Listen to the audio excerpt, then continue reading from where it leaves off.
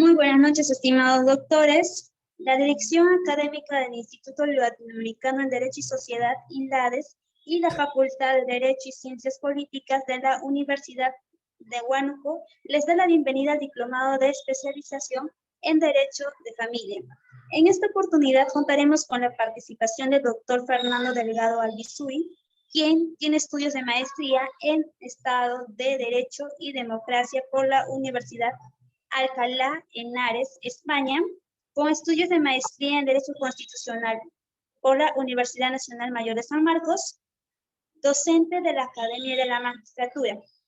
Y vamos a dar, como primera sesión, tenemos el tema de la constitucionalización del derecho de familia y el matrimonio. Bienvenido, doctor Fernando, adelante.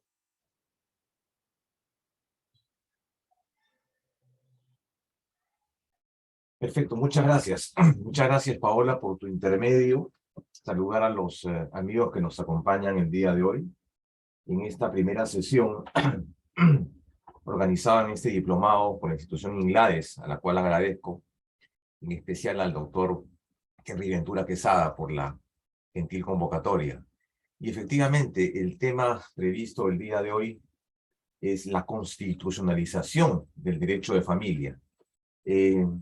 Que es un segmento importante, es una temática sumamente interesante y novedosa en materia no solamente de lo que significa este interesante fenómeno que se conoce como la constitucionalización del derecho en general, con todas sus distintas manifestaciones, ¿no? Que no es otra cosa que un alto nivel de impregnación de la Constitución en los ordenamientos ordinarios.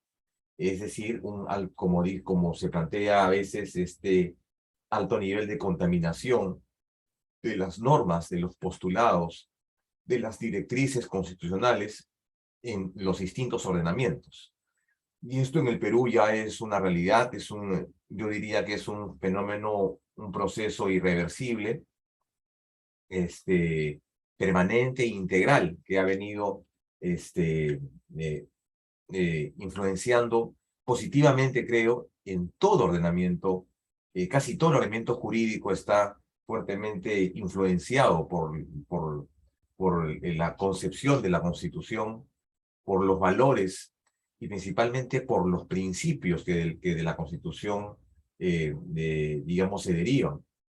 Y esta constitucionalización del derecho de familia, ¿no? Ha implicado una serie de, digamos, de ventajas en materia de la resolución de conflictos en materia de familia, y principalmente y que aporta una serie de criterios orientadores a los jueces de esta materia el día de hoy. Pero eso también significa, por un lado, una sobreinterpretación de la norma constitucional, un mayor ejercicio de ponderación y de no de subsunción por parte de los jueces, y la plena vigencia de los derechos fundamentales, ¿no? Entonces, eso es, digamos, a grandes rasgos lo que significa este fenómeno, o esta tendencia, diríamos, de la constitucionalización del derecho de familia, que el día de hoy vamos a analizar sobre la base y partiendo de la propia Constitución Política del Estado y además de la jurisprudencia del Tribunal Constitucional, que es el que ya desde algunos años ha venido resolviendo determinados casos, determinados procesos, principalmente amparos y habeas corpus. El segundo de los mencionados es el más numeroso, en donde encontramos pues la posición del Tribunal Constitucional en materia de lo que significa la familia, de lo que significa el matrimonio, y de algunas instituciones que se vinculan al derecho de familia, como es, por ejemplo, el caso de las visitas, el caso de privilegiar principalmente el derecho al libre desarrollo de la personalidad, ¿no? En tal sentido, la jurisprudencia ha resuelto ya en reiteradas oportunidades varios casos en los cuales estaban de por medio este tipo de controversias que al final se trasladan al escenario del proceso constitucional. Y ahí tienen acogida, no por el hecho de ser una vía extremadamente abierta, sino la razón o la justificación para ello es que se puede acudir a ese tipo de procesos frente a la defensa de derechos fundamentales y libertades, pero también cuando ya el demandante, cuando inicia un proceso y tiene ya una sentencia, una decisión judicial, ustedes saben que en ambos casos, sea en el amparo o sea en el habeas corpus, se puede cuestionar una resolución judicial, identificando una serie de anomalías o irregularidades que afectan el debido proceso. Pero cuando el demandante, además de ello, se encuentra sobrepasado, rebasado de sus posibilidades de acción, lo cual le genera a él y a quien, digamos, en este caso defiende, puede ser un hijo, digamos, se encuentra en una situación de indefensión, ¿no? Por lo tanto, la tutela que le brindan los procesos constitucionales es una tutela efectiva. Y entonces resuelve de manera óptima el conflicto. Y eso es lo que vamos a ver a partir de esta primera lectura, matrimonio y familia, desde el punto de vista de la Constitución y desde la visión de la jurisprudencia constitucional. No solamente estos casos, los casos de habeas corpus y amparo, sino también a otros casos emblemáticos en los cuales el tribunal ha establecido una interesante posición con respecto al tema del matrimonio. Vamos a tener oportunidad de ver el caso del señor Ugarteche Galarza, que motivó una interesante discusión al interior de este colegiado constitucional en el que hubieron posiciones distintas, contrarias con respecto al tema del matrimonio. Y en fin, varios temas que vamos a compartir esta noche, el día de hoy, una primera parte, la de hoy, la del día jueves, hablaremos acerca de otros conceptos vinculados al tema de familia y de matrimonio. Quiero compartir para tal efecto una presentación que tenemos para la sesión del día de hoy, que nos va a servir una suerte de guía para la actividad. Quiero partir en principio de un artículo, del artículo 4 de la Constitución Política del Estado. Muy breve, muy conciso, pero que refleja, pues, la razón por qué la Carta Política entiende que el matrimonio y la familia son valores fundamentales, ¿no? Y bueno, algunos se preguntará, ¿y por qué la Constitución se involucra no en regular, pero sí en darle un respaldo, una debida protección al matrimonio? Por varias razones, y sin perjuicio de que el matrimonio como institución está regulada pues en el Código Civil. Y la razón es muy simple, hay dos razones. La primera es que el matrimonio es, ¿qué cosa? Un valor de carácter fundamental, y así lo entiende la propia Constitución Política del Estado. El matrimonio y la familia son valores fundamentales, sin perjuicio de que en otras disciplinas jurídicas se puede entender esto como un contrato o como una decisión de las partes, como es en el derecho civil, ¿no? Es un contrato en el que dos personas expresan su voluntad de hacer vida en común, ¿no? Y que eso es una institución de carácter ordinaria civil. Pero para, digamos, la dogmática constitucional, el matrimonio es básicamente un valor fundamental. Esa es una primera razón. Y la segunda es que como forma parte, obviamente, de un conjunto de plexos y está contenida, digamos, yo diría erróneamente, como un derecho en un conjunto de normas de carácter internacional, entonces la Constitución asume como tal que es un derecho, digamos, tomando en cuenta y una referencia directa a varios artículos de la Declaración Universal de los Derechos del Hombre y Ciudadano, en el que establecen el derecho a contraer matrimonio siempre y cuando tenga una persona de edad núbil. Bueno, entendemos que la vocación de la Declaración Universal ha sido, digamos, desde la visión ecuménica, reconocer pues el concepto del matrimonio, ¿no? Al interior de una serie de costumbres o de cuestiones eminentemente sociales. Es decir, el matrimonio en el Perú no es lo mismo pues que el matrimonio en otras latitudes, ¿no? las regulaciones son propias de cada país y entiendo que la Declaración Universal del Derecho del Hombre Ciudadano asume esa posición desde un punto de vista general. Sin perjuicio de ello, nuestra Carta Política no dice que es un derecho, dice que son valores fundamentales. Y a eso se refiere el artículo 4 de la Carta Política, cuando establecen, por un lado, las obligaciones del Estado y de la comunidad de proteger esencialmente al adolescente, a la madre, al anciano en situación de abandono, lo cual representa el denominado plexo de indefensión, ¿no? Un criterio que no tiene nada que ver con el tema del matrimonio, pero que en todo caso debió, a mi modo de ver, ser considerado en otra parte de la Carta Política y tener una regulación específica y de manera expresa con respecto al matrimonio. Pero más adelante, este artículo 4, digamos, establece obligaciones de carácter positivas para, digamos, proteger y garantizar. Y lo hace en términos a dos verbos. Dice, protegen a la familia y promueven al matrimonio. ¿De acuerdo? Protección a la familia y promoción del matrimonio. Pero bajo ningún concepto establecen, pues, de que el matrimonio es un derecho fundamental, ¿no? Y por lo tanto, debería ser protegido y encuadrado en el ámbito del artículo 2. Simplemente establecen obligaciones de carácter positivo con respecto a esta, digamos, debida protección. Y para ello, esta obligación de proteger al matrimonio lo establece en virtud de una serie, digamos, de lo que se llaman candados legales, ¿no? Como por ejemplo, aquellas acciones positivas que debe desplegar el Estado para efectivamente garantizar el matrimonio, brindándole, digamos, una instancia específica que es la instancia de familia para la protección de sus miembros y para garantizar el mantenimiento de esa institución, esta institución que resulta siendo un valor fundamental. ¿Y qué más dice? Promueven el matrimonio. Es decir, la visión de la Carta Política, yo creo que va en concordancia con el artículo 43, ¿no? El Estado, y la finalidad del Estado, ¿cuál es? Es garantizar el bienestar general.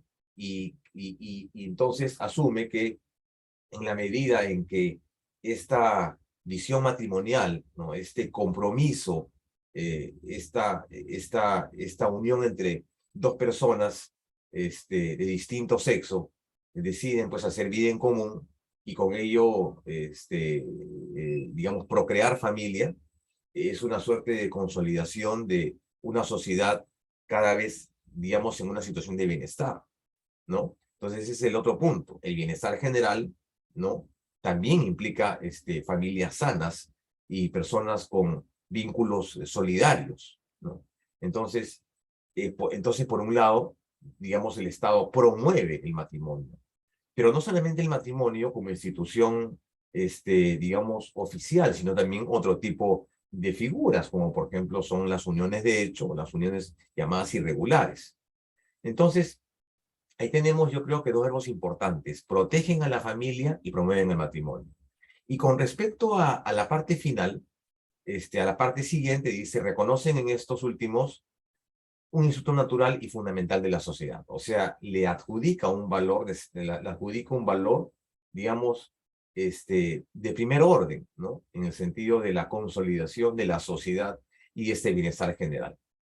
Y en la parte final, lo que hace es establece una suerte de candado legal, un mecanismo de protección. Las formas del matrimonio y las causas de separación y disolución son reguladas por ley. Es decir, hay una cláusula específica de protección que se deriva directamente de una norma legal, en este caso, el Código Civil. La Constitución en tal sentido no debería decir más de lo que ha dicho, ¿no? Pero quiero expresar, que quede claro, quiero que quede claramente sentado de que no expresa, pues, en ningún momento de que el matrimonio, ¿no? Debería ser considerado o expresado como un derecho que pueda generar frente a una cuestión judicial que pueda generar un derecho, ¿no? Pueden haber otras obligaciones con respecto a ello, ¿no? Pero, digamos, no es un derecho, no existe el derecho a casarse, ¿no? Y también reconoce, pues, una vida en soledad, una vida en solitario, en soltería. Es básicamente reconocer que en una sociedad las uniones formalizadas, digamos, representan también el valor fundamental de la sociedad y ciertamente vinculado al bienestar general. Así que no hay de ninguna manera, y expreso que el matrimonio tenga que ser considerado como un derecho fundamental, aunque la norma internacional así lo establece. Entonces, partamos de este primer y único criterio que establece la Constitución con respecto al matrimonio y a la familia. Pero a partir de eso, entonces, encontramos una necesaria distinción entre estos dos conceptos. Porque, y no hay que ser un especialista en materia de familia para darse cuenta en eso, es que el concepto de matrimonio es un término jurídico ciertamente cerrado, de acuerdo a nuestro ordenamiento jurídico civil, ordenario civil. Es un concepto cerrado. O sea, no puede existir otra composición que alude al término matrimonio y que pueda ser objeto de protección, ¿no? O sea, es hombre y mujer. No hay otra opción. No hay otra opción. A pesar de que algunos puedan considerar de que, bueno, pueden crearse, pues, figuras alternativas u homólogas al matrimonio y con ello darle una determinada protección legal. Pero no es así. El matrimonio es entre hombre y mujer. Así lo establece nuestro ordenamiento. En la medida que eso se cambie, perfecto. Entonces podemos admitir otro tipo de uniones, ¿no? U otro tipo de contenidos o variables al respecto. Pero nuestro ordenamiento jurídico establece el concepto de matrimonio como una figura cerrada, ¿de acuerdo? Cerrada y claramente establecida. Mientras que el concepto de familia es un concepto mucho más amplio. Tanto la doctrina como el propio Tribunal Constitucional ha establecido las distintas denominaciones de familia, ¿no? Las familias nucleares, las familias ensambladas, las familias reconstruidas. Entonces, mientras que el matrimonio es un concepto cerrado, yo diría estático, la familia es un concepto, digamos, dinámico, que podría estar en permanente cambio porque la familia representa pues una suerte de proyección social, ¿no? Es parte de una construcción socialmente, digamos, asumida. De tal forma que podrían haber familias conformadas por padres e hijos, familias que no tienen hijos, familias que se conforman por padres y abuelos, o familias que solamente la conforman abuelos, ¿no? Entonces, ese es el concepto que hay que, digamos, entender dentro de la lógica, digamos, de la propia constitución política del Estado. Y eso entonces ha traído una serie de problemas en materia judicial y en materia de diversos procesos constitucionales que han querido equiparar el concepto de estas uniones civiles en una institución matrimonial, cosa que particularmente no estoy de acuerdo. Y voy a dar mis fundamentos y voy a dar mis apreciaciones a partir de un caso emblemático, el caso Ugarteche-Galarza, en el cual el tribunal defiende la tesis de que el matrimonio es una unión entre hombre y mujer, ¿no? No se enfoca al tema de familia, pero sí al tema de matrimonio, que vamos a verlo más adelante. Bien, es una primera parte, esta precisión constitucional en relación al matrimonio y la familia, que son obligaciones positivas del Estado. Acá tenemos un conjunto de normas que dentro del plexo de la normatividad internacional reconocen y garantizan esta debida protección. La Convención Americana de Derechos Humanos, la Convención de Derechos del Niño, la Declaración Universal de los Derechos del Hombre, que también lo establece. Y finalmente, entre otras, la Declaración Universal de Derechos del artículo 16.25, que claramente vamos a ver más adelante, establece eso, el matrimonio como derecho. Pero ya precisé las razones por las cuales yo creo que esa norma recoge en esta concepción. Pero además, en la Carta Política, de manera, digamos, muy precisa, y esto, digamos, hay algunos contenidos implícitos en este artículo 4, regula una serie de contenidos, ¿no? Entonces ya podemos hablar de que existe, de manera reducida, pero un programa de derecho de familia en la Constitución. Así como existe un programa laboral, un programa administrativo, un programa de materia penal, de política criminal, existe un derecho de familia, ¿de acuerdo? Claro, no debería regularlo de manera exhaustiva todo, pero sí algunas precisiones, como por ejemplo, habla de la protección del niño, del adolescente y del anciano, como los denominados plexos de indefensión, ¿no? Habla, por ejemplo, de la protección de la familia, cuando establece esta suerte de candado. Solamente por ley se genera la creación y la disolución del matrimonio, y además también habla acerca de el matrimonio como un instituto natural y fundamental de la sociedad. Es decir, le asigna este valor superior. A partir de ello, entonces, debemos considerar a la familia, y haciendo alguna distinción, matrimonio y familia, vamos a tocar ambos contenidos, la familia como una garantía, una garantía institucional de la sociedad, y así lo ha establecido el Tribunal Constitucional en más de una sentencia. Solamente que me quiero quedar con un criterio. Este criterio el expresaba en el expediente 1060 2012, en el que el tribunal establece esto, ¿no? La protección de la esfera subjetiva de la libertad de la persona no solamente corresponde al núcleo, al equilibrio psicosomático, sino también a aquellos ámbitos de libre desarrollo de la personalidad. Y qué duda cabe que el hecho de conformar familia o el establecer vínculos afectivos en el matrimonio resulta siendo un elemento importantísimo en el libre desarrollo de la personalidad.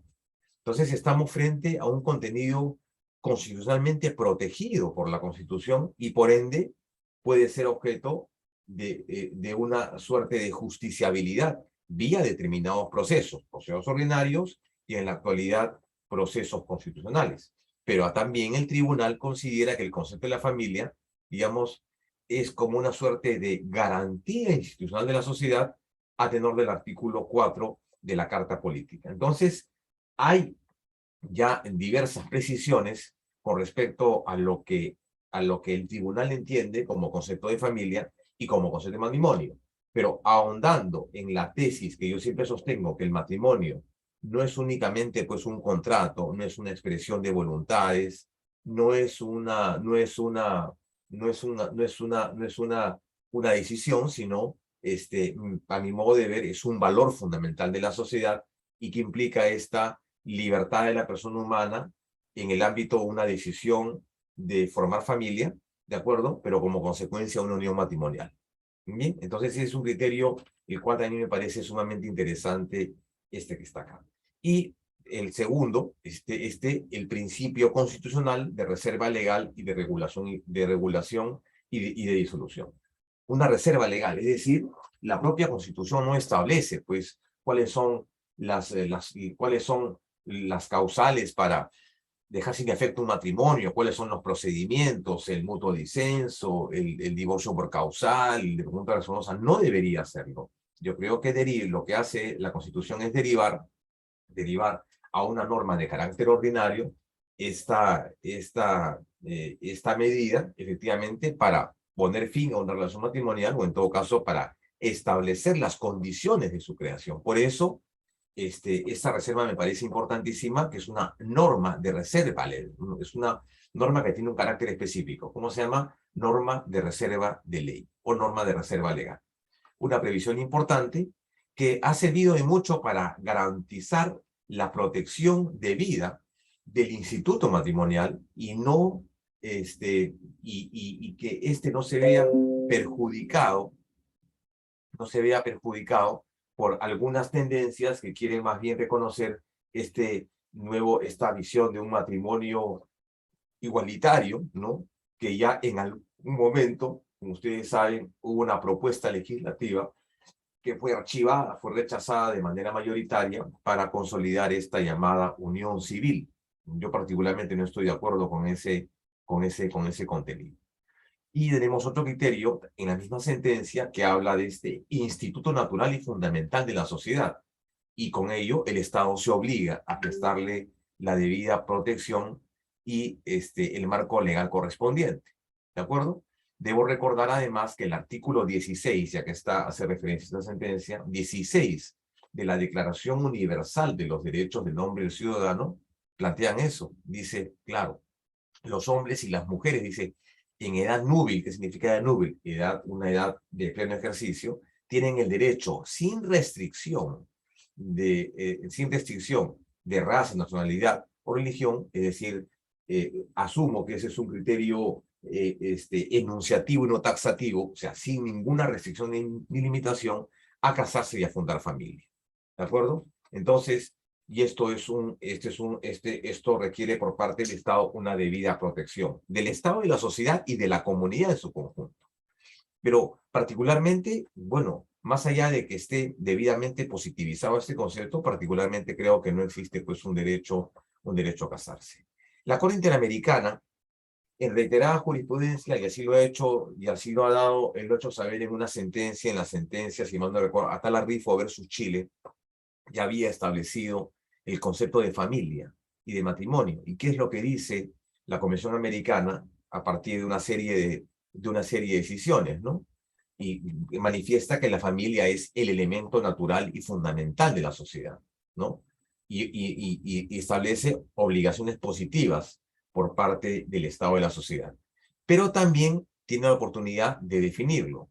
Y dice, la acepción común del término familia lleva a que se le reconozca como aquel grupo de personas que se encuentran emparentadas y que comparten el mismo techo, ¿no? Más adelante dice, está formada por vínculos jurídicos familiares que hayan origen en el matrimonio, en la filiación o en el parentesco. De tal forma que hay un concepto ya de familia y de matrimonio en el seno de la jurisprudencia de la Corte Interamericana, y es más, este es un derecho objeto de protección de la propia convención, a partir de la cual la Corte Interamericana ha desarrollado criterios sumamente interesantes en reiterados casos en esta materia.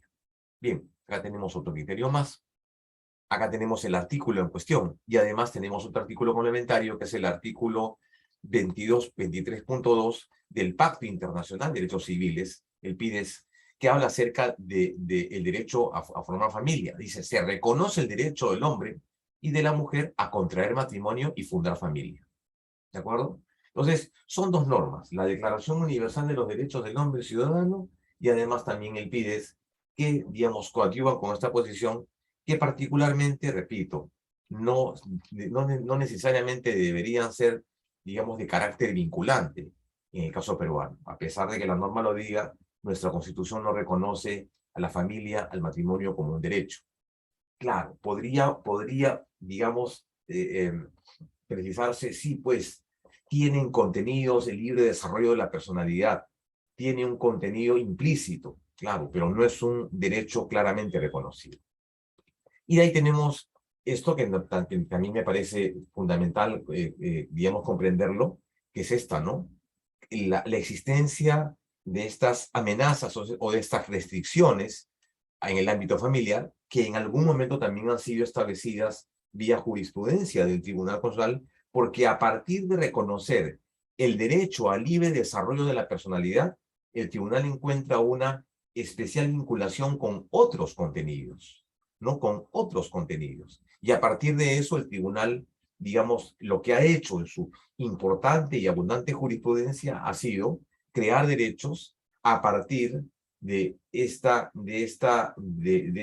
de esta argumentación. Claro, el derecho a la libre personalidad es un derecho fundamental implícito, y entonces en el ámbito de familia, en el ámbito del matrimonio, el tribunal entiende que se han creado una serie de derechos, que vamos a ver más adelante. Derechos, no solamente a la protección legal, sino también otros derechos, los cuales reconoce a los miembros de la familia, principalmente a los hijos.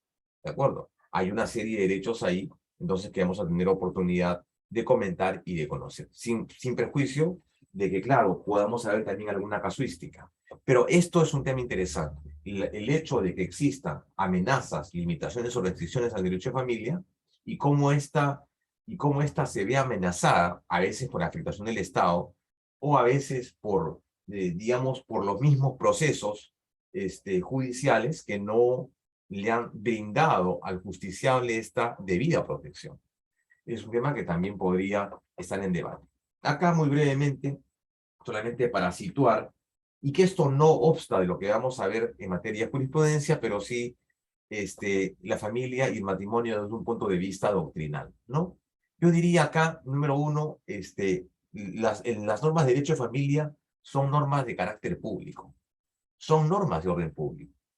Y esto, contrario, sensu, a lo que en algún momento se sostenía, ¿no? Y algunos decían, no, estas son normas de orden privado, la decisión de contraer matrimonio con una persona del mismo sexo es un tema personal, es un tema individual particular y no es un tema de orden público. Es un tema de orden público, definitivamente, es un tema de orden público. Y el otro criterio es, claro, son normas que buscan ¿qué cosa? Garantizar y regular la comunidad familiar.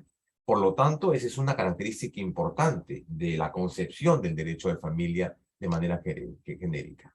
Sin embargo, hay que distinguir dos cosas, ¿no? Uno son los derechos fundamentales que podrían eventualmente nacer del reconocimiento de familia y matrimonio, y otros son aquellos derechos fundamentales en el ámbito ordinario, ¿no? Contenidos y reconocidos en el Código Civil, es decir, los derechos que nacen de los miembros de la comunidad matrimonial y con relación de ellos, sus obligaciones y los derechos también de quienes forman el ámbito de familia, ¿no? A partir de eso, entonces, hay que distinguir, digamos, estos derechos. El derecho a la subsistencia y la vida propia, a un sustento suficiente y seguro, protección de ayuda, unión y propia defensa, ¿no? Y además de las obligaciones que nacen de los actores del matrimonio con respecto a, número uno, importantísimo, el brindarse uno al otro fidelidad, ¿no? Y un apoyo mutuo, cosa que mucha gente no entiende, ¿no? El tema de la fidelidad es una situación, digamos, que se nos ha vuelto muy difícil de cumplir en los últimos años. No lo digo por mí, porque yo siempre he sido un hombre fiel. Bien. Y las obligaciones del Estado. ¿El Estado a qué se compromete? El Estado se compromete a respetar y amparar a las familias, sus derechos fundamentales, crear un derecho familiar justo, ¿no? Y acomodado a las circunstancias, lo que significa que el derecho familiar, digamos, como mecanismo de resolución de conflictos en este ámbito tan sensible, pues debe ser un derecho familiar o un proceso mucho más expeditivo, mucho más célere, ¿no? Mucho más abierto y no tan cerrado, ¿no? Digo esto en el entendimiento de una mejor comprensión de la existencia de principios y no de reglas, ¿no? Porque generalmente cuando vemos estos casos, se dice, pues sí, por ejemplo, hay un caso interesante, se dice, claro, el interés preferente del niño, ¿no? El interés superior del niño. Pero ese es un concepto que a veces los jueces de familia lo usan, digamos, como una tabla de salvación, ¿no? Señor, el interés preferente del niño, pero hay una adecuada protección a los derechos del niño, hay una correcta interpretación, hay aplicación por parte de la judicatura ordinaria, por ejemplo, de los estándares interamericanos en esta materia, considero que a veces que no. Considero, repito nuevamente, que no. No ha habido criterios correctos en esta materia, salvo algunos pronunciamientos del Tribunal Constitucional que ha, digamos, ciertamente reconocido estos ámbitos y los ha amparado en su momento. Vamos a ver algunos casos más adelante, pero que yo lamentablemente no tengo una buena opinión, una buena impresión de que la judicatura ordinaria haya sido pues especialmente protectora en estos ámbitos, más bien todo lo contrario, ha sido extremadamente legalista y con ello pues motiva o induce a una de las partes, a la parte digamos desprotegida, a acudir a los procesos constitucionales, ¿no? Entonces ahí tenemos esos conceptos. Acá tenemos esto que también es un tema que ha sido resuelto, ha sido desarrollado por la jurisprudencia, cuando nos referimos al incorporar un tipo de familia en la jurisprudencia constitucional, me refiero a la famosa familias ensambladas, ¿no? O las familias reconstruidas, en oposición a las familias uniparentales o monoparentales, un solo progenitor, y familias homosexuales, que es un concepto, digamos, que podríamos tolerar, ¿no? O sea, esta familia, no matrimonio, familia. Digo tolerar no en el sentido egoísta, sino en el sentido de que obviamente existe pues en el Perú, y es un tema innegable, digamos, estas uniones de personas que tienen esa tendencia, pero que pueden considerarse familia. Pero claro, no matrimonio, sino familia. Recordemos, familia es un concepto abierto, matrimonio es un concepto cerrado. No lo quise decir en términos despectivos, digo tolerar en el sentido de permitir ese tipo, digamos, de instituciones. Y además tenemos esto, ¿no? La familia como un sistema, la familia como un sistema. Es un sistema sociocultural abierto en pleno proceso de transformación. Y eso es un tema innegable, queridos amigos. Hasta hace muchísimos años, el reconocimiento, por ejemplo, de estas uniones de personas del mismo sexo en nuestro continente era impensable, ¿no? Era impensable. ¿Qué dirían nuestros abuelos cuando qué dirían los abuelos hace 20 años, 30 años, ¿no? Que esto es Sodoma y Gomorra, ¿no? Sin embargo, ya la mayoría de países en América Latina, yo creo que han optado por estas fórmulas constitucionales que permitan, ¿no? Hay, por ejemplo, en el caso de la Constitución chilena, que dicho sea de paso, ha sido rechazada de manera mayoritaria, han expresado que no están de acuerdo con ese matrimonio, esta apertura del matrimonio. Sin embargo, muchos países en Europa ya han asumido esta figura. En América Latina, más de un país, tengo entendido. En el Perú han habido algunos intentos, sin embargo, creo que todavía no estamos socialmente preparados para ello.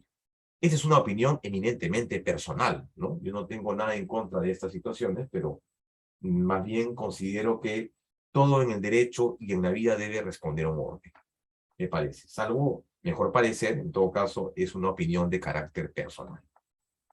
Y entonces, se adapta pues a los cambios y esto garantiza la continuidad del crecimiento de cada miembro, ¿no? Entonces, hay un concepto de familia y de matrimonio que está en pleno proceso siempre de evaluación y de cambio.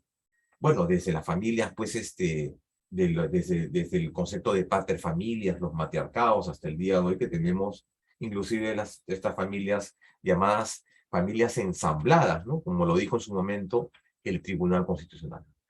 Y obviamente, pues, tiene este concepto de familia, tiene, pues, ser el origen de la vida humana, o sea, y eso lo dijo en su momento también el Tribunal Constitucional, el concepto de familia, el concepto de matrimonio, se sustenta en esta posibilidad, ¿no? De crear familia, de crear seres, cosa que no ocurre cuando hay una unión entre personas del mismo sexo. Bueno, yo no quiero hablar del tema de la adopción, porque no es un tema que me corresponde, pero en todo caso, sí, si la finalidad de la familia, si la finalidad del matrimonio es crear prole, entonces ese es digamos, el devenir natural, ¿de acuerdo? El devenir natural, no el exigido, pero el natural. Bueno, pero sí, y eso es posible siempre y cuando estamos hablando de una pareja heterosexual, pero si es una pareja homosexual, ello no va a ser posible, ¿de acuerdo? Sin perjuicio de que hayan otras fórmulas de adopción, en fin, ese es otro tema distinto, ¿no? Y los ámbitos de acción, que significa someter a las leyes morales, sujetos de derecho y unidad de consumo y producción. Es decir, ya el matrimonio desde el punto de vista de lo que en el Código Civil dicen, ¿no? Las sociedades gananciales, el patrimonio común y demás, que es un tema eminentemente procesal, del cual no voy a entrar porque es un tema que particularmente no es mi especialidad. Perfecto. Bien, entonces, a ver, acá tenemos clases de familia nuclear, 2 generaciones, familia extensa, familia, parejas y parientes descendientes y colaterales, y la familia ampliada, miembros no consanguíneos o afines, ¿no? Es decir, esos son los tipos de familia que se reconocen históricamente, da cuenta de esta fórmula digamos, de progresión, ¿no? Cómo es que históricamente y con el devenir de los años, el concepto de familia se ha ido definitivamente ampliando. Y un momento voy a suspender mi cámara porque quiero ubicar bien y darle un color especial a la presentación. Les decía hace un rato que el concepto de el reconocimiento del matrimonio y el reconocimiento de la familia, pues ha generado en los últimos años una serie de lo que podemos decir una serie de derechos que nacen a partir del artículo 4. Pero entonces algunos dirán, sí, pues doctor, pero usted dijo que no había un derecho al matrimonio, ¿no? Y tampoco un derecho a la familia. Yo dije, y me ratifico en este concepto, no existe un derecho como tal a casarse, el de familia.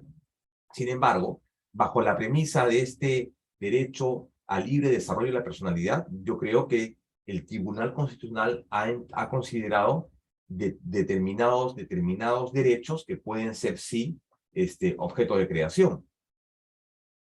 ¿De acuerdo? Entonces, a partir de ese criterio, del derecho al libre desarrollo de la personalidad, el Tribunal Constitucional ha creado una serie, digamos, ha establecido o delineado, no ha creado, no sería la palabra correcta, pero sí ha delineado algunos derechos fundamentales que nacen de estos dos institutos, matrimonio y familia. En tal sentido que tenemos uno sumamente interesante, ¿no? El derecho a fundar familia. Y este derecho, también sostenido en jurisprudencia, se refiere a la indisoluble relación entre matrimonio y familia y es reconocida por las normas internacionales cuando señala que el derecho del hombre y mujer sin impedimento para formar familia en edad núbil. Es decir, el reconocimiento de esta figura a la luz de las normas internacionales, el derecho a fundar una familia. O sea, hay, en la medida de que este puede ser ejercitado, puede ser reclamado, tiene que ser debidamente protegido, ¿de acuerdo? El derecho a fundar una familia. Bien, pero también tienes el derecho en sentido negativo, ¿no? Si tú no quieres fundar familia, es una decisión de carácter personal. El otro es ¿no? El derecho a la protección de la familia. Y se funda, claro, común, reconociendo en él un instituto natural y fundamental. Y principalmente esto que me parece importante señalarlo, la necesidad de que el Estado se abstenga, de acuerdo, de implementar, ejecutar mecanismos de injerencia a los derechos y las conductas que puedan afectar al núcleo familiar. Ahí, por ejemplo, hay varios casos sumamente interesantes que voy a citar. Por ejemplo, uno de ellos es un tema bastante recurrente, pero en una coyuntura muy específica. Quiero dar cuenta de un caso en el que sí hubo una sentencia interesante hace algunos años, que voy a comentar, y que también motivó en su momento un pronunciamiento de Defensoría del Pueblo, en el que se decía estaba vinculado a un tema interesante que era el tema de la visita íntima. Como ustedes saben, de acuerdo al Código de Ejecución Penal, las personas privadas de libertad tienen derecho a la cohabitación, ¿no? A mantener intimidad con su pareja. Y recuerdo en alguna oportunidad que cuando Abimael Guzmán Reynoso, este terrorista felizmente muerto, contrae matrimonio con Eleni Parraguirre, él dice, bueno, perfecto, se casa en esa restricción de la libertad y contrae matrimonio, ¿no? Y entonces él pide él solicita que se le reconozca el derecho a la visita íntima.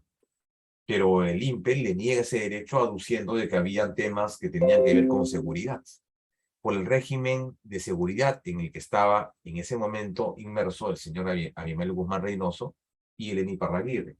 Frente a eso se plantearon una serie de habeas corpus que al final fueron favorables al terrorista Abimael Guzmán Reynoso a favor de Eleni Parraguirre. Es más, la Defensoría del Pueblo también opinó al respecto que era un derecho que debía reconocerse para todos por igual en una situación de privación de libertad. Y eso, bueno, en el caso de él y en el caso de las personas que lo ejercen, yo creo que mantiene, a pesar de las serias restricciones y limitaciones debidamente justificadas, me refiero a una persona que está en un penal, mantiene pues el vínculo matrimonial, el hecho de la cohabitación o de tener intimidad con tu pareja en una situación tan extrema y particular como esta. Entonces, el Estado debe abstenerse de implementar mecanismos que afecten esa unión matrimonial y demás. Por ejemplo, doy otros casos. En alguna oportunidad, yo recuerdo, me parece que ha sido en la Municipalidad de Jesús María, recuerdo que se les exigía a los contrayentes en esa época, por ejemplo, para celebrar el matrimonio se les exigía, por ejemplo, una prueba que no tenían SIDA, ¿no? Entonces, yo digo, bueno, no sé si a la fecha habrá esa exigencia, ¿no? O sea, que ambos contrayentes tengan un certificado expreso de no tener SIDA, o en todo caso una vacunación. Recuerdo otro caso también en la Municipalidad de Jesús María, si mal no recuerdo, en el que no se le permitió a una pareja contraer matrimonio porque uno de ellos tenía una incapacidad. Y recordemos que el Código Civil dice lo siguiente, ¿no? Claro, la incapacidad, ya sea ciego sordo, ciego mudo, o en fin, todas estos déficits, tienen una condición, dice, que no pueda expresar de manera indubitable su voluntad, pero si yo creo que si estas personas, a pesar de ser relativamente incapaces, expresan su voluntad de casarse, yo creo que no habría ningún problema. O sea, hay ciertamente, este derecho nos habla pues de esta que el Estado no debe plantear mecanismos de injerencia, ¿no? De injerencia en la relación matrimonial. Y esto también se da en el ámbito internacional, cuando, por ejemplo, los estados deben asumir políticas para cuando haya procesos de migración, ¿no?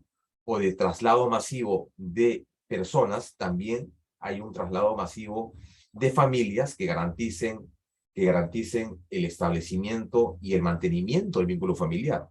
En Estados Unidos es muy frecuente que a veces solamente digamos, el niño tiene que ser expulsado de Estados Unidos porque los padres están en México, o hay un desmembramiento de estas uniones familiares, uniones matrimoniales, cuando los estados deben ciertamente promover este tipo, digamos, de relación, ¿no? Y garantizar en el ámbito de sus competencias y de acuerdo al derecho internacional, digamos, evitar ese tipo de conductas, ¿no?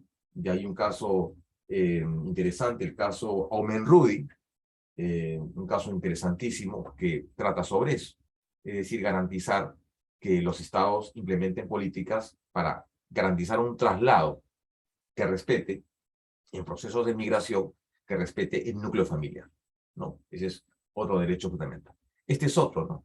Este dice, claro, este derecho, el derecho a la vida de familia, es otro derecho creado a partir de la jurisprudencia. Este derecho dice, proscribe al Estado y los poderes públicos el homologar cualquier forma a la familia con relaciones incompatibles y contrarias a sus funciones esenciales y además de tratar de incorporar en estas relaciones protegidas situaciones y condiciones incompatibles con los contenidos de la familia. Claro, entonces, acá tenemos, claro, no resulta siendo correcto, queridos amigos, que el Estado, digamos, permita que homologuen determinadas situaciones o condiciones que afecten el concepto de matrimonio. Homologar, o sea, como les dije hace un rato, la unión civil en su momento se trataba acerca de eso, de homologar homologar esta unión civil entre personas del mismo sexo, homologar a una figura matrimonial, y dándole una debida protección. Bueno, pero eso no es correcto, pues, porque la ley no lo permite. ¿De acuerdo? La ley no lo permite. Eso no es un tema, digamos, de índole privado o particular, es un tema de orden público. Y así lo ha establecido el Tribunal Constitucional. Así que cualquier conducta para homologar a cualquier tipo de relación a una, digamos, equipararlo a una relación matrimonial, entonces no es compatible con los sistemas jurídicos. Que si quieren hacerlo, que cambie la norma, que cambie la Constitución y que cambie, en todo caso, las normas en el país y que se permita, digamos, caso contrario, la situación. Pero en términos de lo que establece nuestro ordenamiento ordinario jurídico, ello no es posible. Y más adelante vamos a ver esto si el tiempo lo permite. El otro derecho es ¿no? El derecho de un niño, del niño a tener una familia. Y acá es un criterio, obviamente, de jurisprudencia constitucional desarrollada en una interesante sentencia, en la sentencia Scholl Pérez, que vamos a dar cuenta más adelante, una sentencia sumamente interesante en el cual el tribunal desarrolla el criterio de las famosas familias reconstruidas o ensambladas. Dice, ese tribunal ha tenido la oportunidad de pronunciarse sobre el derecho del niño a tener una familia, como un derecho implícito y que encuentra sustento en el principio de derecho de la dignidad de la persona humana y en los principios de la vida, identidad, integridad personal. O sea, el derecho del niño, no solamente a tener una familia, sino el derecho del niño a ser parte de una familia. ¿De acuerdo? Ese es un concepto que también el Tribunal Constitucional lo ha desarrollado de manera bastante amplia. Otro derecho que a veces pasa un tanto desapercibido es este que saca el derecho al proyecto de vida. Derecho al proyecto de vida que a veces el afectado en este derecho no son necesariamente los padres que toman una decisión, digamos, consciente, autónoma, independiente, digamos, de optar por una separación. Pero es evidente, queridos amigos, de que una decisión de ese tipo afecta a un tercero, y el tercero puede ser el hijo.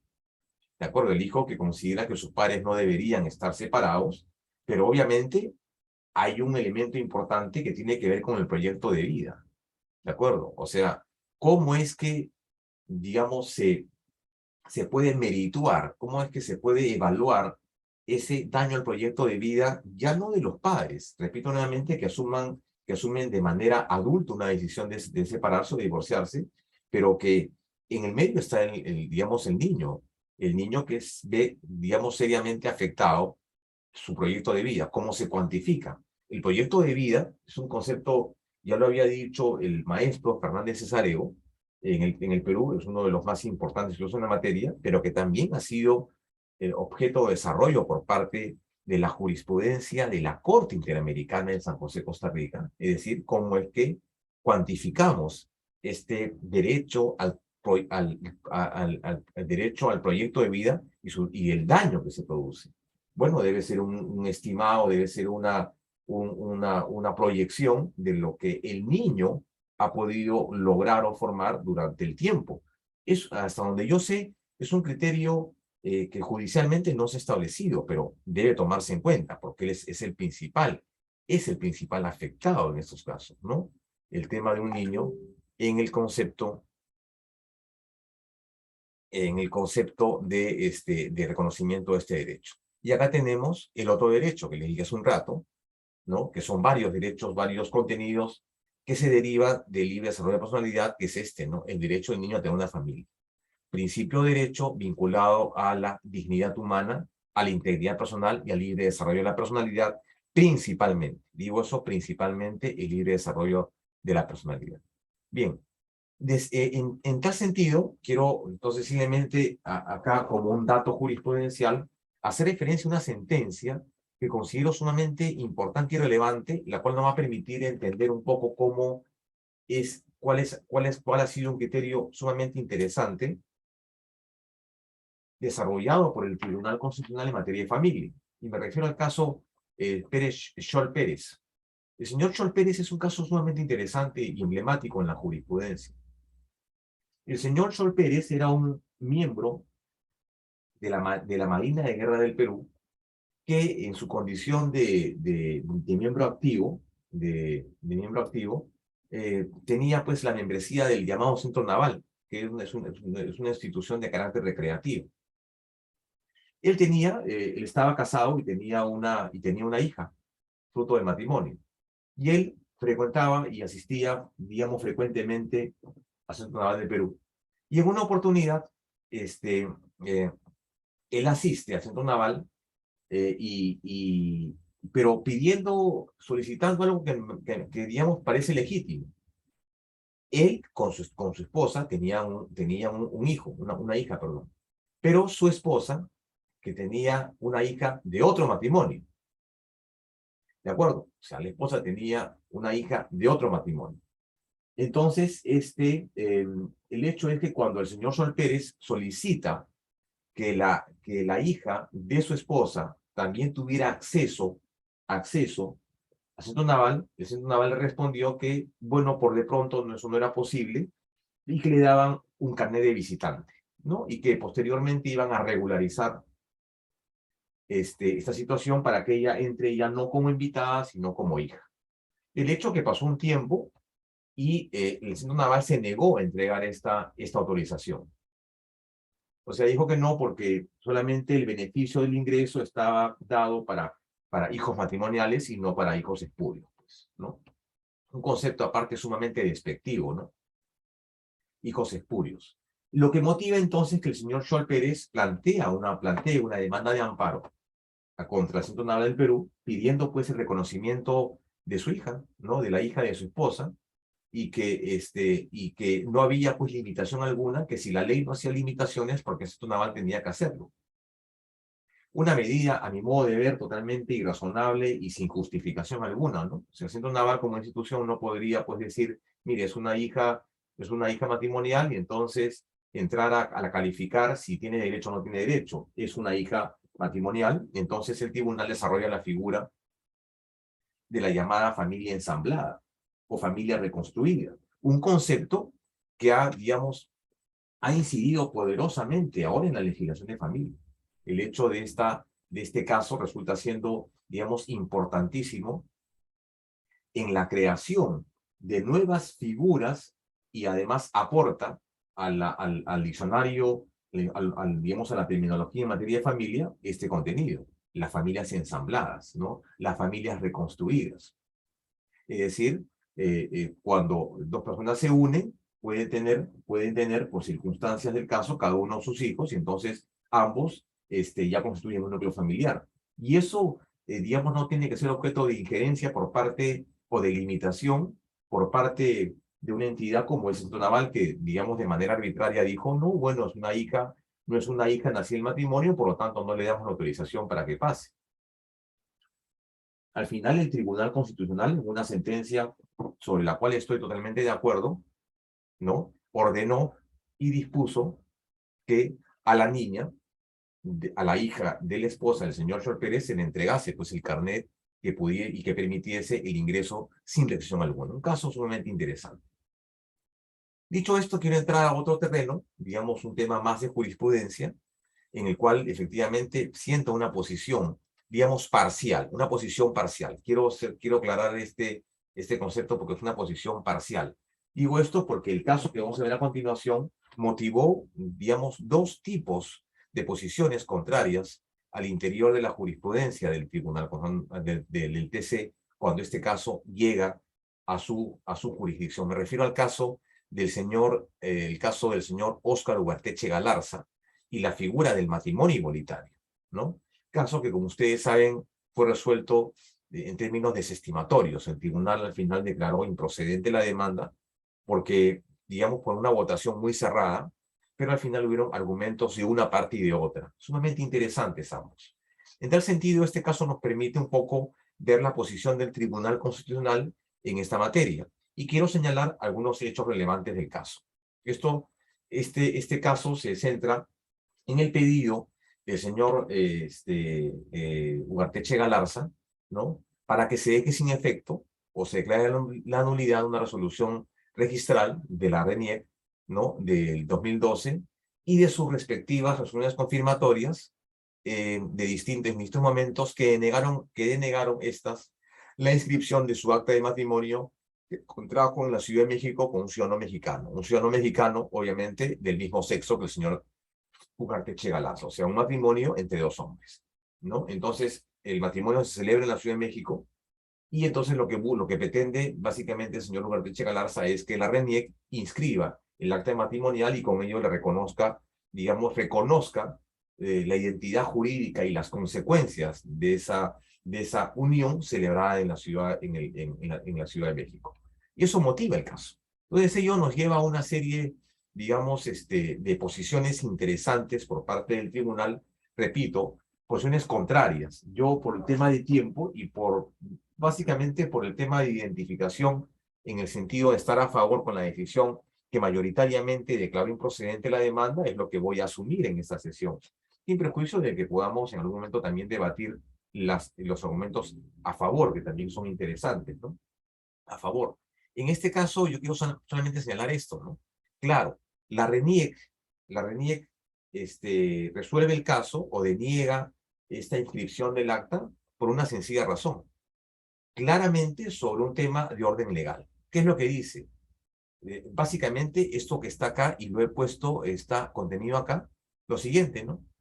Parte, por un lado, del concepto desarrollado en el artículo 4 de la Constitución, en el sentido que la Carta Política pues establece las formas de regulación y solución del matrimonio están reguladas en una norma en específico.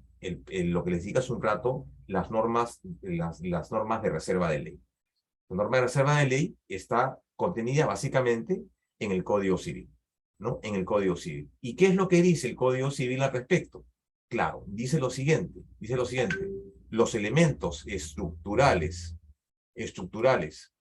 o condiciones esenciales del matrimonio como acto jurídico previsto son, entre otros, la diversidad de sexo de los contrayentes. Partiendo de ese punto, artículo 234 del Código Civil. ¿Cuál es el elemento esencial? La diversidad del sexo de los contrayentes. Primer criterio, digamos que de entrada establece una precisión de orden legal. Más adelante, el artículo 220 del Código Civil establece, ¿no? La forma del matrimonio se rige por la ley del lugar de celebración. Sin embargo, este concepto que en primera cuenta a priori podría ser, digamos, dado a favor del demandante, en el sentido claro, o sea, el matrimonio no se celebra en la Ciudad de México y después pretende inscribirse en el Perú. Sin embargo, más adelante, el Código Civil, cito la sentencia del tribunal, el artículo 2049 dispone, ¿no?, que por disposiciones de la ley extranjera pertinentes según las normas del derecho internacional privado, dice lo siguiente, ¿no? Que esto tendrá una excepción cuando la aplicación sea incompatible con el orden público internacional o con las buenas costumbres. Entonces hay una excepción, claro. Las normas del matrimonio se rigen por la ley del domicilio, por el lugar de celebración. Perfecto, esa norma está claro, no hay discusión al respecto. Sin embargo, las normas vinculadas al derecho internacional privado establecen de que no deben ser contrarias, pues, a las buenas costumbres, ¿no? A las buenas costumbres. Con esto no quiero decir que sea una situación, digamos, afectante al honor y la reputación, es decir, voy a entrar a un terreno de calificar esa conducta y decir esto va en contra del orden público. No, pero es una conducta que la ley no lo permite.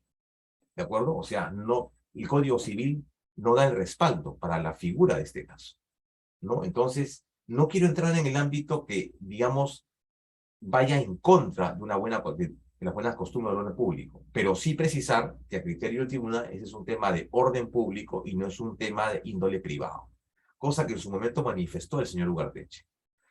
Y además, otro artículo que dice lo siguiente, ¿no? El artículo 2050 reconoce que todo derecho regularmente adquirido al amparo de un ordenamiento extranjero, ¿de acuerdo? Según las normas del derecho internacional privado, ¿de acuerdo? Tiene la misma eficacia en el Perú en la medida en que sea compatible con el orden público y las buenas costumbres. Es decir, es un criterio que ya entendido en la concepción, en el problema planteado, yo creo que, digamos, claro, no afecta a la buena costumbre, pero, digamos, va en contra de una norma de orden público. Esta posición del señor Arteche a querer validar su matrimonio en el ámbito, digamos, en el ámbito interno peruano, y que la RENIEC, digamos, admita o valide e inscriba esta acta matrimonial celebrada en la Ciudad de México. Ese es un primer tema interesante. ¿Cuál es ese criterio que asume el TC? Digamos, y esto lo he extraído de las muchas consideraciones al respecto. Básicamente, que el matrimonio se entiende por votos de los magistrados que expresaron en su momento su punto de vista contrario a la petición del señor Ugarteche, dijo básicamente lo siguiente, ¿no? La existencia de uniones estables y comprometidas entre los hombres y mujeres, y esas uniones son las que reciben el honor del matrimonio y las que el derecho se encarga de regular. ¿De acuerdo? Entonces, ya el Código Civil lo establece. La Constitución no dice que el matrimonio es entre hombre y mujer. ¿De acuerdo? Pero la figura del matrimonio está regulada en el Código Civil. Entonces, algunos dirán con razón, digamos con razón, que si la norma no lo establece, porque si la Constitución no lo establece, entonces debería haber una interpretación mucho más amplia, ¿no? Como en su momento ocurrió en un caso interesante en la sentencia Schalke-Ankoff, en la cual el Tribunal Europeo dijo, sí, pues la norma europea dice que toda persona tiene derecho a casarse, pero no dice quién con quién. O sea, el hombre se entiende con una mujer, o una mujer con un hombre, pero en una tesis interpretativa mucho más abierta, la Corte Europea, en el caso Schalke-Ankoff, en un caso contra Austria, los demandantes amparaban ese criterio, señor. La norma, la Constitución austriaca señala hombre-mujer. Sin embargo, la norma convencional, la norma convencional, ¿no? La Carta Europea reconocía el derecho a todo ciudadano europeo a casarse. Claro, no decía quién contra quién. No decía los hombres contra mujeres o las mujeres con los hombres. No, simplemente decían, reconocían el derecho a casarse. Y eso, digamos, puede ser una puerta abierta para muchas, y ha sido este argumento asumido por varias constituciones en América Latina para reconocer en ausencia de una precisión de quién contra quién en el tema del matrimonio. Pero en todo caso, en el Perú la cosa está, a mi modo de ver, clarísima cuando el Código Civil establece, ¿no?, hombres y mujeres, uniones sin impedimento para celebrar matrimonio. Y más adelante dice, ¿no?, el matrimonio es la unión estable entre un hombre y una mujer, si, un hombre y una mujer. Dice, si la unión es entre dos hombres o dos mujeres, ya no es matrimonio, pues. Definitivamente, ya no es matrimonio. ¿De acuerdo? Que sea cualquier cosa, pero ya no es matrimonio. Es un criterio, digamos, bastante sencillo de comprensión que elabora el tribunal para resolver este caso. ¿De acuerdo? No lo es. Y dice, otro criterio más interesante, plantear que una unión homosexual es matrimonio es como pretender que la unión homosexual sea heterosexual. Una contradicción entre sus propios términos. ¿De acuerdo? Simplemente son cuestiones distintas. O sea, acá no se puede amparar una figura, digamos, una figura homosexual y equipararlo con una figura matrimonial. Definitivamente eso no es correcto. Más adelante, digamos, vinculando esta decisión a las normas de carácter internacional, acá dijimos hace un rato, ¿no?, el artículo 16 de la Declaración Universal de Derechos del Hombre y el Ciudadano, el artículo 23.2 del PIDES, establecían claramente, reconoces en el matrimonio como la unión de un hombre y una mujer, lo cual es soslayado por la ponencia, ¿de acuerdo? Es, digamos, reiterado por la ponencia, ¿de acuerdo? Perfecto. Y además también el artículo 16.1 de la Declaración Universal de los Derechos del Hombre y Ciudadano, los hombres y las mujeres, a partir de la edad no tienen derecho, sin mención alguna, por raza, nacionalidad o religión, a casarse y fundar familia. Nuevamente hace referencia de la singularidad de sexos en este caso. Un tema sumamente evidente, ¿no? Y otro criterio es obviamente también con una visión más teológica, más de la finalidad de la familia y del matrimonio, perdón, del matrimonio, que es crear familia. El tribunal hace un razonamiento bastante sencillo, ¿no? Dice, ¿por qué son diferentes la realidad del matrimonio heterosexual y la de un matrimonio homosexual? La más elemental diferencia es que, en el caso de las uniones heterosexuales, la complementariedad de ambos sexos permite relaciones sexuales entre hombre y mujer y que desemboquen en el nacimiento de nuevas personas. A diferencia de las uniones, digamos, estructuralmente no coyuntural, y aquí el tribunal le resta el contenido patológico, en el sentido de que una unión homosexual no tiene ni posibilidad alguna de generar nuevos seres. Entonces, esa es una visión, digamos, que va en contra con el concepto del matrimonio, es una visión histórica, ¿no? O sea, el permitir uniones del mismo sexo. Y otro criterio más es ¿no? El artículo 2049 y 2050 del Código Civil establece básicamente el matrimonio entre dos personas. Y que esto es incompatible con el tema del orden público. Entonces, hay razones, yo creo que jurídico-constitucionales, ¿no?, para, digamos, para sostener la figura del matrimonio como un concepto eminentemente cerrado y la familia como un concepto, como un concepto abierto. Bien, vamos a ver algunos casos interesantes en materia de familia y cuál es el criterio del tribunal en otros casos interesantes dentro de lo que el tiempo me permite, por ejemplo, ¿no? El caso Ugarteche Galarza es un caso interesantísimo y emblemático. Pero también hay otros temas que podemos abordar en esta noche, como por ejemplo está el tema de la unión de hecho, que también es goza de protección constitucional, ¿de acuerdo? O sea, no en específico del artículo 4, pero sí goza de una protección constitucional. ¿Por qué? Porque, digamos, involucra esta unión de personas nuevamente sin impedimento, ¿no?, pero con criterios ajustados a lo que dice el Código Civil, de manera pública, de manera permanente y sin impedimento, la unión de hecho. ¿Y qué es lo que dice el Tribunal Constitucional? El artículo 5. La Constitución establece la unión de hecho de un varón y una mujer libres de impedimento matrimonial que forman un hogar de hecho, dan lugar a una comunidad y viene sujeta a un régimen de sociedades gananciales. El artículo 326 del Código Civil. La unión de hecho voluntaria realizada entre varón y mujer, libres de impedimento para alcanzar finalidades y cumplir deberes semejantes a los de matrimonio, origina una comunidad de bienes y se sujeta al régimen de gananciales. Perfecto.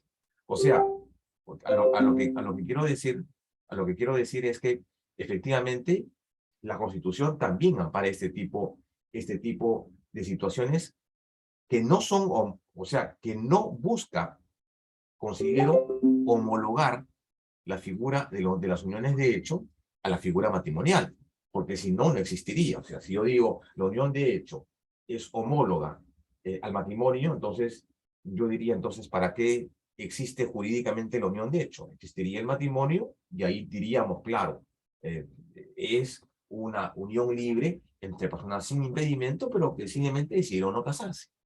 ¿De acuerdo? Entonces, la Constitución ampara esta circunstancia. ¿De acuerdo? Pero en el sentido de la pluralidad sexual. Este criterio es un criterio desarrollado en una jurisprudencia que está 498-1999, Fundamento Jurídico 2. ¿De acuerdo? Bien, entonces hay una adecuada protección de otro tipo, digamos, de figuras, digamos, no sería exactamente una figura análoga, sino una figura homóloga al matrimonio. ¿De acuerdo? Ese es un tema también interesante. Acá tenemos este caso de la visita íntima que hice referencia hace un rato, que también es parte de una jurisprudencia, el caso de Abimael Guzmán Reynoso y Eleni Parraguirre, la visita íntima como forma de protección a la familia, es un tema también interesante, ¿no? Y tenemos a ver otros casos más, por ejemplo, el tema de interacción familiar, que también el tribunal ha reiterado este concepto en más de una oportunidad, y acá hay varios casos, ¿no? ¿Cómo es que se plantea vía un proceso habeas corpus este tipo de situaciones, ¿no? O sea, si alguno me preguntase, doctor, y efectivamente si hay un tema que tiene que ver, por ejemplo, cuando uno de los padres no permite que los hijos o un hijo tenga interacción con la madre, entonces esto podría plantearse un habeas corpus. La respuesta es sí. La respuesta es sí.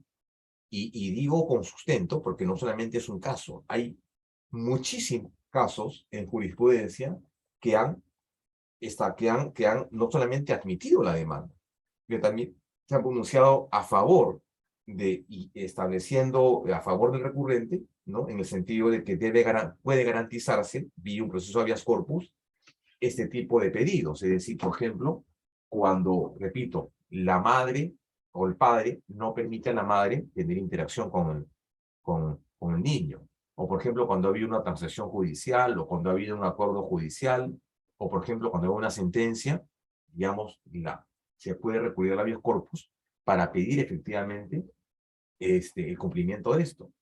¿Y cuál es la razón? Y la razón, algunos me dirán, sí, pues doctor, pero eso es un tema de reproche ordinario, es un tema que lo deberían ver únicamente la justicia ordinaria, nada más, y no el Tribunal Constitucional. Bueno, hay dos razones al respecto.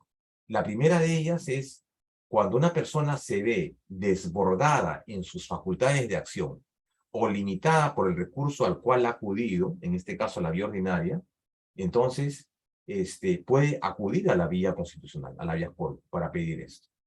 Eso es totalmente válido. Ese es número uno.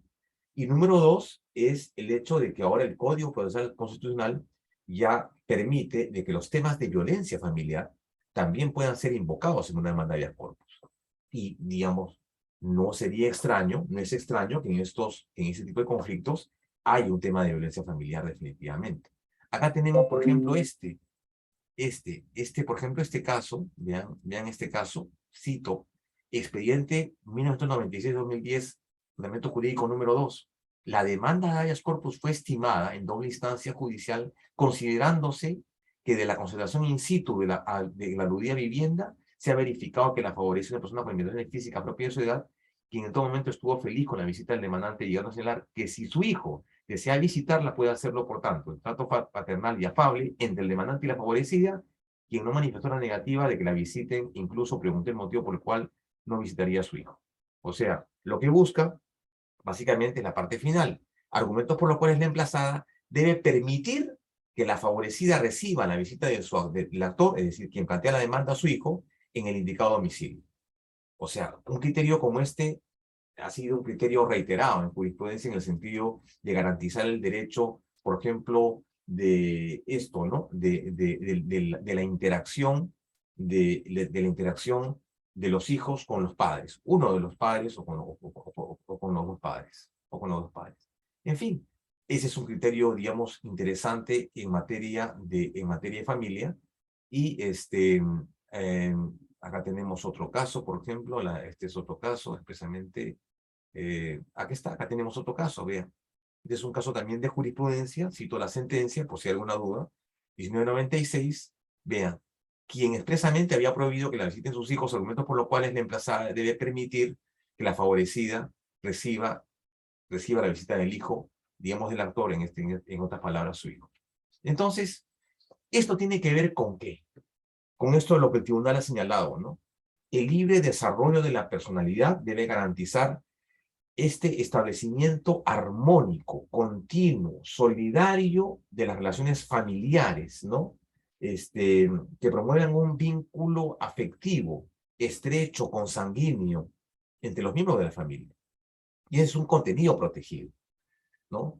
Ahora bien, esto es el plexo que el tribunal ha utilizado para efectivamente adentrarse e involucrarse en temas de familia, en temas de matrimonio, ¿no? En temas de familia, de tenencia, inclusive lo ha hecho en materia de pensiones, ¿no? Cuando, por ejemplo, en alguna oportunidad el tribunal señaló, por ejemplo, que la madre estaba en obligación de informar al padre, al que entregaba alimentos, en qué se gastaba el dinero, por ejemplo, ¿no? El padre tenía serias dudas fundadas, de que la madre no estaba haciendo un buen uso del dinero que le entregaba el padre, el alimentista, a la madre. Entonces, vía un proceso constitucional, el tribunal ordenó de que la madre diera cuenta debidamente documentada, ¿no? De cómo es que cuál era el fin del dinero que el padre entregaba a la madre para la manutención del hijo. Temas como esos también se ven en procesos de cuerpos el día de hoy. Y básicamente es eso. Entonces, cuando hablamos de la constitucionalización del derecho, nos referimos a este conjunto de sentencias, no pocas, sino numerosas, en las cuales el tribunal, digamos, sobre la base de la premisa esta del artículo 4, como una, digamos, defensa del matrimonio y de la familia, ¿no? En la posición de garantizar y proteger garantizar el matrimonio y favorecer a la familia, entonces desarrolla un conjunto de jurisprudencias al respecto. Todas ellas considero sumamente favorables. Yo creo que la gran mayoría han sido sentencias favorables, que han admitido los pedidos y han declarado fundados yo diría que la mayoría de casos, el 99% fundadas. Entonces esto, digamos, nos lleva a afirmar, a modo de conclusión, de que cuando hablamos de la constitucionalización del derecho de familia, nos referimos a eso, a ese alto nivel de impregnación, este alto nivel de contaminación del ordenamiento ordinario, ordenamiento de familia, ¿de acuerdo? Con respecto a las directrices, a los valores fundamentales que expresa la Constitución y de cuyo intérprete el Tribunal Constitucional ha tenido que aplicar en dos distintos casos de habeas corpus o en los temas de familia que han habido. Y eso también ha permitido que el tribunal, bajo determinadas circunstancias, cree, por ejemplo, algunos derechos importantes, como es el derecho al jus conubi. Jus conubi es un derecho creado a partir de la jurisprudencia en el caso Álvarez Rojas, José Antonio Álvarez Rojas, ¿no? En el que el tribunal dijo que, claro, hay que garantizar y hay que preservar esta, digamos, suerte de reserva de los derechos de cohabitación o de la reserva de lo íntimo, de lo privado, de lo secreto y oculto, que es un elemento importante en la vida matrimonial y que el Estado no debe implementar políticas de injerencia para afectar esa intimidad o esa reserva en el núcleo, en la relación de hombre y mujer, debidamente, digamos, protegida, debidamente resguardada por la ley. Entonces, estos son estos conceptos importantes a los que, digamos, quería enfocar en esta sesión, que es una primera parte, la sesión que van a tener conmigo. El día jueves probablemente tengamos oportunidad de analizar alguna jurisprudencia. Sin perjuicio de ello, quiero dejarles un correo para cualquier consulta o duda que tengan. Mi correo es este que está acá, Delgado Consultor. Con todo gusto les hago llegar el texto del texto de la sentencia a las que hemos hecho referencia, el texto completo, para probablemente alguna discusión o análisis que tuvieran a bien hacer. Aquí está, delgadoconsultor@hotmail.com. Ahí les hago llegar. Tengo yo generalmente una interesante y numerosa balota, de acuerdo a estos casos, que es básicamente una recopilación de los casos en materia de jurisprudencia en temas de familia, variados, ¿eh?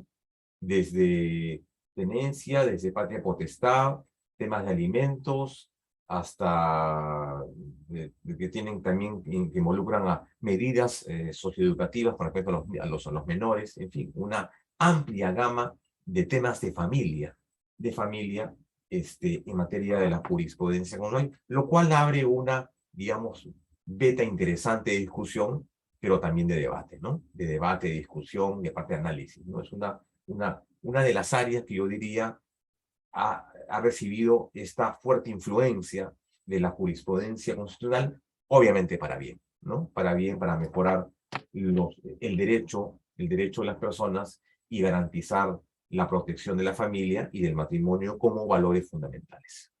No sé si habrá alguna pregunta, doctor Henry, con el mayor agrado. Doctor, muchas gracias por su ponencia. Doctores, ¿alguna pregunta que quisieran hacer llegar al ponente, por favor?